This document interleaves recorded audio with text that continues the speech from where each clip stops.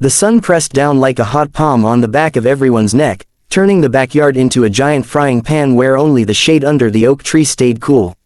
Cicadas buzzed in long, lazy waves. Somewhere down the street a lawn-mower droned, but here there was just the rip of duct tape and the occasional triumphant shout. Lila stood on an overturned bucket, the hand-drawn rules poster flapping in her fist like a pirate flag. Her ponytail had already surrendered to the heat, frizzy strands stuck to her cheeks.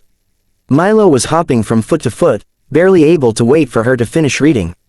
Rule number 5, Lila added on the spot, no stealing someone else's box unless you trade something better. Milo immediately offered Jaden half a broken crayon for the long skinny box that once held a ceiling fan. Jaden, who was busy drawing shark teeth along the edge of his roof, pretended not to hear. Sophia elbowed him. Trade, she hissed. Jaden sighed dramatically and handed it over.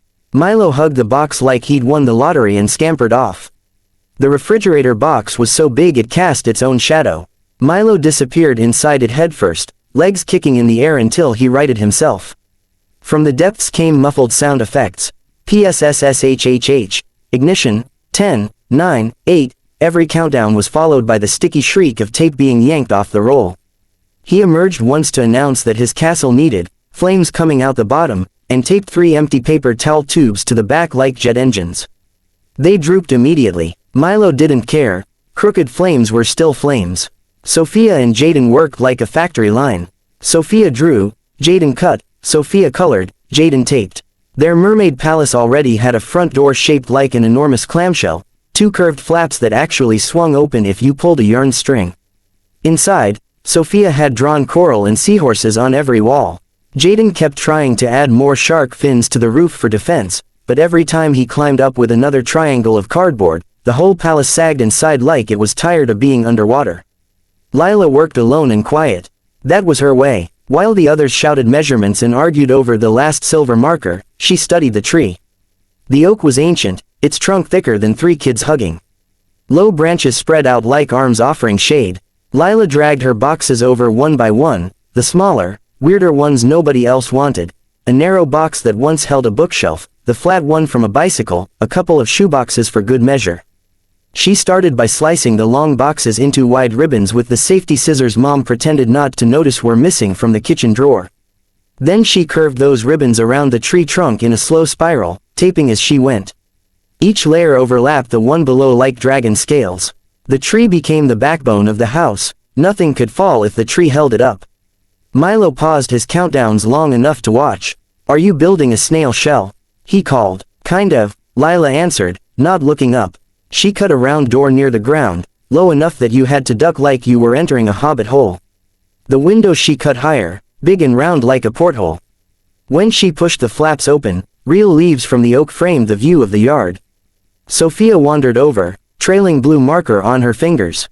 "You're using the tree as a wall." "That's cheating," she said, but she sounded impressed, not mad. "Nope," Lila said. "The rules said build a house big enough to sit in. They didn't say it couldn't have a tree inside it." Jaden tested the spiral wall by leaning his whole weight against it. Nothing moved. "This thing could survive a zombie apocalypse," he declared. Inside Lila's house the air smelled like cardboard and bark in summer. Sunlight came through the window in green-tinted pieces because of the leaves overhead.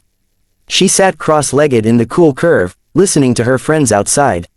Milo's rocket castle made a long, slow groaning sound and then an even longer, slower crash. Cardboard boxes slid like a cardboard avalanche, and Milo whooped as he rode one panel down into the grass like a surfboard. Mom appeared on the porch holding a single orange popsicle on a paper plate, the holy grail melting fast in the heat. All construction stopped. Even the cicadas seemed to quiet down. She walked the battlefield like a judge at the county fair. First stop, the ruins of Milo's rocket castle. One gentle push on a wall and the whole thing folded in on itself with a soft whoosh, burying Milo's paper towel rockets. He popped out grinning, hair full of grass. "Highly explosive creativity," Mom said, "but I'm not sure astronauts could live here." Next, the mermaid palace. Mom pulled the yarn string. The clamshell door opened beautifully. She stepped inside and the shark fin roof immediately caved, showering her with gentle cardboard snow. Sophia and Jaden winced. "Stunning artwork," Mom said, brushing fins off her shoulders, "but maybe not hurricane rated." Finally she came to Lila's spiral. She had to duck low to get through the round door. Inside, the curved wall swallowed sound. The tree trunk rose in the center like a pillar holding up the sky. Mom turned in a slow circle, looking up through the real branches and the drawn vines Lila had colored on every surface. When she came back out, she didn't say anything for a second. Then she held up the popsicle plate. "We have a winner." Milo opened his mouth to protest, but Lila was already snapping the popsicle into 4 uneven pieces, the orange cracking like thin ice. She handed the biggest piece to Milo because he was smallest, then Sophia, then Jaden, and kept the tiniest bit for herself. Mom raised an eyebrow. "That's very noble of you." Lila licked a drip off her wrist. "The tree helped," she said. "It deserves some too." She pressed her sticky piece against the bark like an offering. Jaden flopped down in the grass. "Next time we do Cardboard Castle too, the reckoning. And we all build on the tree. One giant tree kingdom, with rocket launchers," Milo added.